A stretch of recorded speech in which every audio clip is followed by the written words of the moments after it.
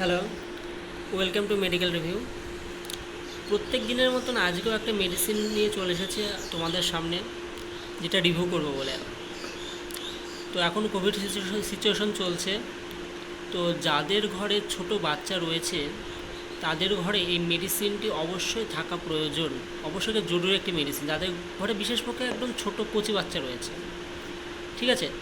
তো মেডিসিনটার নাম রয়েছে কোল্ড অ্যান্ড কাফ সিরাপ। তো এই মেডিসিনটির ইউজ কী, কোন কোন কাজে ব্যবহার করা হয়, কত মাত্রায় এর ডোজ কী, কত প্রাইস রয়েছে এবং এর সাইড এফেক্ট কী, এই সম্পর্কে বিস্তারিত আলোচনা করব।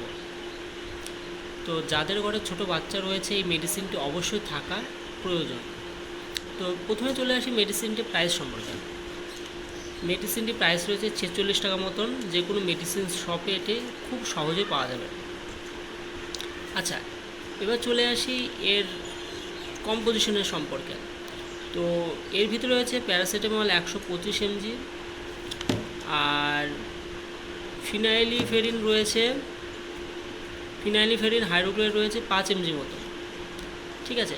তো এটা সাধারণত সর্দি এবং কাশির ক্ষেত্রে ইউজ করা হয়ে থাকে। যে সমস্ত ছোট বাচ্চাদের হয়তো টেম্পোরারি জ্বর চলছে বা জ্বর আসছে ছেড়ে যাচ্ছে, তার সঙ্গে সর্দি রয়েছে, কফ রয়েছে, তো সেখানে এই মেডিসিনটি খুব ভালো উপকারী হিসাবে একটা কাজ করে। মেডিসিনটা তোমরা দেখতেই পাচ্ছ। তো এবার চলে আসে ডোজ সম্পর্কে।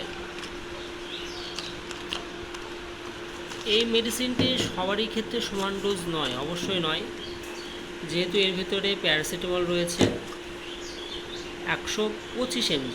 তো সেখানে বলা যেতে পারে যাদের এজ মিনিমাম 2.5 বছর, তারা খাওয়ার পরে এই মেডিসিনটি দিনে 3 টাইম নিতে পারে 5 ml করে, এবং যাদের বয়স মোটামুটি 5 বছর বা 4.5 বছর, তারা এই মেডিসিনটি দিনে 6 থেকে 7 ml পর্যন্ত নিতে পারে 3 টাইম। তো খুব ভালো রেজাল্ট দেয় মেডিসিনটি। এর কোনো এমন কিছু বিশেষ সাইড এফেক্ট নেই।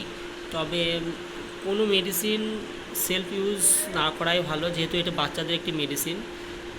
আর সমস্ত মেডিসিন ইউজ করার আগে অভিজ্ঞ ডক্টর বা ফার্মাসিস্টে অবশ্যই পরামর্শ নেবেন। আর ভিডিওটি যদি ভালো লাগে অবশ্যই লাইক এবং শেয়ার করবেন। আপনাদের লাইক এবং শেয়ার আমাকে ভিডিও তৈরি করাতে অনেকটা মোটিভেশন বাড়ায়। Thank you for watching video. Thank you.